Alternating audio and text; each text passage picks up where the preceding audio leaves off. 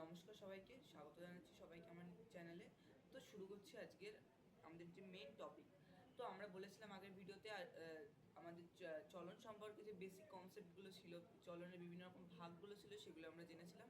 তো এই ভিডিওতে আমরা যেটা জানবো সেটা হচ্ছে যে কিছু কিছু আমরা এমন এমন উদাহরণ বলেছিলাম, সেই উদাহরণগুলো জাস্ট আমরা উদাহরণটা দিলাম, বাট কেন হয় এইগুলো কিন্তু জানাটা খুব ইম্পর্টেন্ট।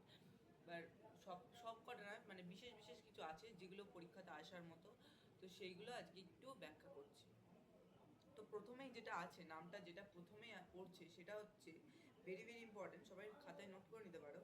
বনচারার উদ্ভিদের প্রকরণ চলন চিত্র সহ আলোচনা করো, বা যে উদাহরণটা আমরা দিয়েছিলাম যে প্রকরণ চলনের ক্ষেত্রে, যে ভারতীয় টেলিগ্রাফ গাছের যে এটা যদি মানে মেন পাতাটা হয়, তার যে দুপাশে দুটো পত্রফলক থাকে, সেটা ক্রমশ ওঠানামা করে। তো ক্রমশ ওঠানামা করে কেন, এই কেনর উত্তর এখানে পাবো। তো এটার ক্ষেত্রে আসলে একটা কথা আছে, মানে ওই পাতাটার স্ট্রাকচারটা এমন হয়, মানে আমি বনচার উদ্ভিদের ক্ষেত্রে কি হয় সেটা বলছি আগে। বনচার উদ্ভিদের যে কেমন দেখতে হয় পাতাগুলো, সেটা আমি একটু দেখাচ্ছি। তো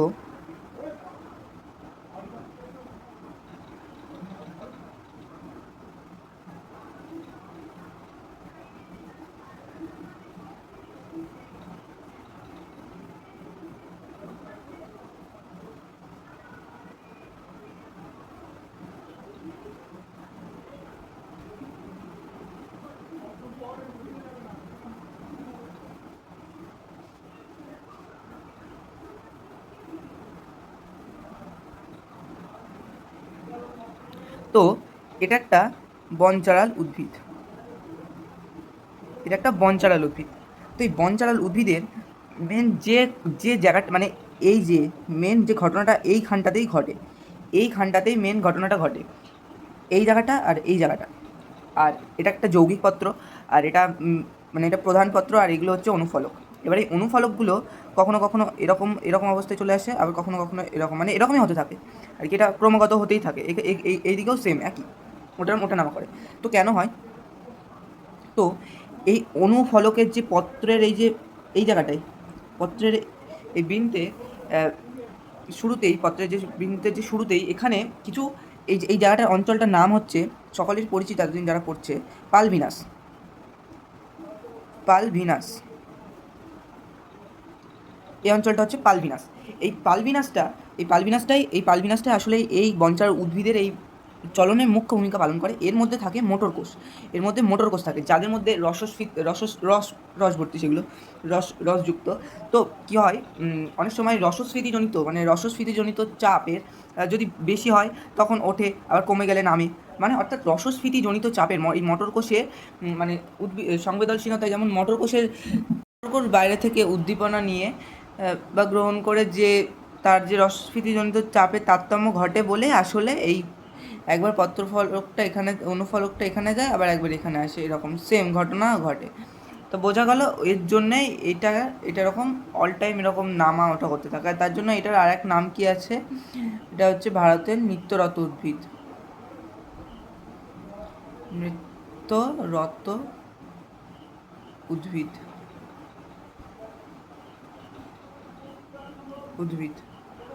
ভারতের নিত্যরত উদ্ভিদ। তো বোঝা গেল এটা। ফটোটপিক চলনটা আমি তখন বলেছিলাম, তো আরেকবার একটু বলে দিচ্ছি এখানে, তখন বেস্ট ভালো করে।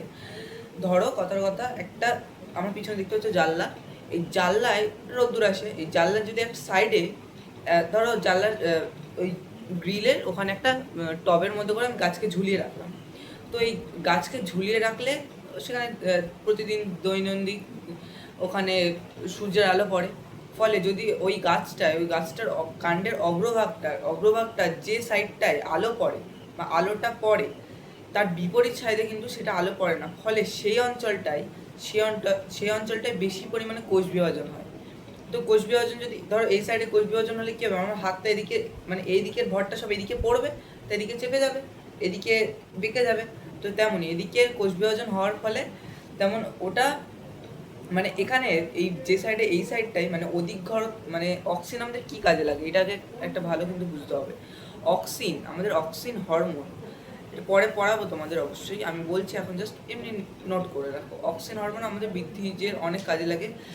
উদ্ভিদের বৃদ্ধির জন্য অক্সিন মুখ্য ভূমিকা পালন করে। অক্সিন কি করে? অক্সিন হরমোন উদ্ভিদের ক্যারিওকাইনেসিস মানে হচ্ছে নিউক্লিয়াসের, উদ্ভিদের যে কোষের নিউক্লিয়াসের বিভাজনে সাহায্য করে হচ্ছে অক্সিন। তো সেহেতু যে সাইডে আলোটা পড়ে, ধরো এই সাইডে ধরো আলোটা পড়ছে আমার, তাহলে এই সাইডে অক্সিনটা বেশি আছে আর এখানে কম আছে। যে কম মানে যেদিকে আলো কম সেদিকে অক্সিন বেশি, এইটুকু মাথায় রাখো।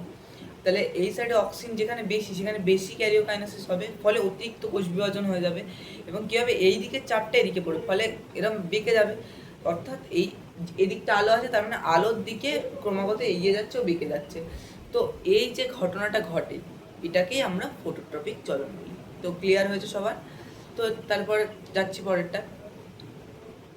আর যদি তোমাদের বুঝতে অসুবিধা হয় তো তাহলে তোমরা থামিয়ে আবার পুনরায় দেখে তারপর আবার এটা এসো, কারণ কি বলতো আমি একটু তাড়াতাড়ি বলছি টাইমের খাতিরে।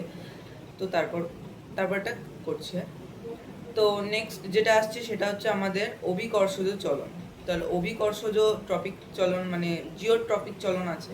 তো জিওট্রপিক চলনটার মেন কারণ হচ্ছে দুটো বলতে পারি বা একটাও বলতে পারি, যেটা মানে দুটোই মেন কারণ হয় আসলে।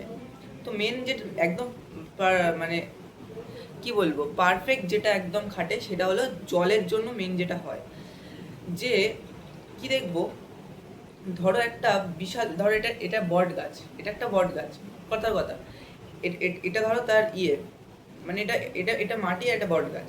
তো বট গাছ কি করছে, ওর এই এতখানি বিশাল দেহটাকে যাতে ঝড়ে না উড়ে যায় তার জন্য কি করবে, ও চাইবে ওর ঝাঁকা পোশাকাটাকে নিচে নিতে। আর সবচেয়ে ধরলাম ঝড় হলো না, কিন্তু ওর বেঁচে থাকার জন্য তো জল প্রয়োজন। বট গাছে কিন্তু কেউ প্রত্যেকদিন জল দেয় না, বৃষ্টি হলে জল পায়, না হলে জল পায় না। তা কি করে, তাহলে ওর এই যে শিকড়টা, ধরো এইটা শিকড়, এই শিকড়টাকে কি করবে, ও মাটির নিচের দিকে নিয়ে যাবে, মাটির নিচের দিকে টানবে, মানে অভিকর্ষের দিকে নিয়ে যাবে। অভিকর্ষ কি করে, যদি আমরা একটা বস্তুকে ফেলে দিই সেটা অবশ্যই নিচের দিকে পড়বে, এটা অভিকর্ষ, মানে নিউটন আবিষ্কার করেছিলেন এটা।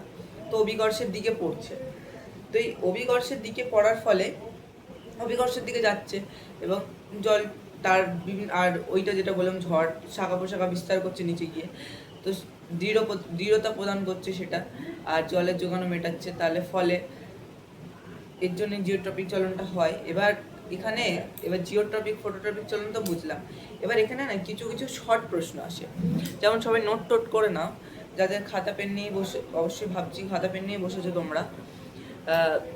প্রথমে হচ্ছে অনুকূল ফটোট্রপিক চলন কাকে বলা হয়, মানে উদ্ভিদের কোন অংশটাকে ফটোট্রপিক চলনের পজিটিভ বলা হবে। পজিটিভ মানে অনুকূল, মানে এই গাছের কোন দিকটা ফটোট্রপিক চলনে বেশি আগ্রহী। তো ফটোট্রপিক চলনে বেশি আগ্রহী কোনটা, কাণ্ডের যে অগ্রভাগ, এই কাণ্ডের অগ্রভাগটা আমাদের বেশি সূর্যের দিকে, ধরো লাইটটা যদি সূর্য হয় তাহলে সূর্যের দিকে যাচ্ছে। কিন্তু আর তাহলে প্রতিকূল তখন মূল। ওকে, প্রতিকূল মানে নেগেটিভ মূল, পজিটিভ হচ্ছে, যদি এরকম প্রশ্ন আসে যে পজিটিভ ফটোট্রপিক চলনের উদাহরণ দাও, তাহলে সেটা হবে আমাদের কাণ্ডের অগ্রভাগ। তো কাণ্ডের অগ্রভাগটা লিখবে, অনেকে কাণ্ডও লেখে, কাণ্ডের অগ্রভাগটা হচ্ছে অ্যাপ্রোপ্রিয়েট হবে সবচেয়ে। তো আর প্রতিকূল হচ্ছে আমাদের মূল। এবার নেক্সট যেটা আসছে সেটা হচ্ছে তির্যক, মানে ধরো তো এই তো সোজাসুজি যাচ্ছে, কিন্তু কেউ আবার এরমভাবে অবস্থান করছে, মানে ধরো এটা তো যাচ্ছে এরকমভাবে, এটা তো ধরো যাচ্ছে, কিন্তু কেউ আবার এরকমভাবে অবস্থান করছে, এরকম তির্যকভাবে। তাহলে সেটা কে বলো দেখি, সেটা পাতা। তার মানে পাতা হলো তির্যক ফটোট্রপিক চলনের উদাহরণ। সবাই নোট করে নাও। তো নেক্সট যেটা আসছে, এবার জিওট্রপিক চলনের ক্ষেত্রেও হয়। জিওট্রপিক চলনের ক্ষেত্রে কিন্তু মূল হচ্ছে পজিটিভ জিওট্রপিক চলনের উদাহরণ, আর ওদিক দিয়ে এই যে তোমার আর বিটপ অংশটা মানে এটা তো জানোই যে মাটির ওপরের যে মাটির ভিতরে সেটা মানে মূল, আর এই অংশটুকু, এই যে বাইরের যে অংশটুকু সেইটা হচ্ছে বিটপ অংশ। তো বিটপ অংশ এখানে কিন্তু নেগেটিভ জিওট্রপিক চলনের উদাহরণ। কিন্তু এখানে তির্যক জিওট্রপিক চলন কে হবে? তাহলে এখানে তির্যক হবে শাখা মূল। মানে এখান দিয়ে তো মূল বেরোয়, এবার মূলের যে শাখা প্রশাখা সেগুলো ভাবে দেখো তির্যক ভাবে রয়েছে, তার মানে শাখা মূলগুলো হচ্ছে আমাদের তির্যক জিওট্রপিক চলনের উদাহরণ। এবার তোমরা এটাও জেনে রাখো যে প্রকরণ চলন যেমন আমাদের মঞ্চারাল উদ্ভিদের হয়েছিল, তেমন আমাদের সিসমোনাস্টি চলন কার দেখা যায়? লজ্জাপতি। ওর ক্ষেত্রেও সেম জিনিসটাই হয়। ওদের যে বিভিন্ন পত্রফলকগুলো থাকে, সেই অনুপত্র মানে অনুপত্র যেগুলো থাকে, অনুফলকগুলো থাকে, সেই অনুফলকের বৃন্তে ওরকম পালভিনাস থাকে। ওখানেও সেম ওরকম স্পর্শের ফলে ওখানে রসস্ফীতিজনিত চাপের একটা তারতম্য ঘটে, তো ফলে ওই গাছের ওই পাতাগুলো মুদে যায়। তো এটা ফ্যাক্ট। আগের দিন যেটা বলেছিলাম সেটা ট্যাকটিক চলন বলেছিলাম। এবার ট্যাকটিক চলন ওখানে বিভিন্ন প্রকারভেদগুলো পেয়েছিলাম, ফোটোট্যাকটিক, কেমোট্যাকটিক, তারপর হাইড্রোট্যাকটিক। কিন্তু এইগুলো ছাড়াও আরও দুটো ট্যাকটিক চলন হয়, যার উদ্দীপকগুলো খুব ইম্পর্টেন্ট কিন্তু। যেমন একটা হচ্ছে গ্যালভানো ট্যাকটিক। এবার গ্যালভানো মানে তোমরা কি বোঝো? গ্যালভানো মানে হয় বিদ্যুৎ। তো গ্যালভানো মানে বিদ্যুৎ, মানে এখানে বিদ্যুৎটা হলো উদ্দীপক হিসেবে কাজ করছে। এই চলনের ক্ষেত্রে উদ্দীপক কিন্তু বিদ্যুৎ। আর একটা হয় রিও ট্যাকটিক। আর রিও কথার অর্থ এখানে হচ্ছে সমুদ্রের স্রোত। সমুদ্রের স্রোত মানে স্রোত, এখানে স্রোতটা হলো মেন উদ্দীপক হিসেবে কাজ করছে। যেগুলো বুঝিয়ে দিয়েছি হালকা হালকা করে, সেগুলো বাড়িতে অবশ্যই রিডিং দিতে হবে। আমি যতই বলে দিই, কিন্তু রিডিং দিলে সেটা তোমার মাথায় আরেকবার থাকবে। আর আমি আরেকটা কথা বলতে চাই, অনেকে বলবে মুখস্থ করবে না, কিন্তু মুখস্থ আমি বলবো করবে না, কিন্তু জিনিসটা মেমোরাইজ করবে। কিন্তু মুখস্থ তো কোনো বিকল্প নেই না। তো সবাই ভালো করে পড়াশোনা করো, এটাই আশা করছি।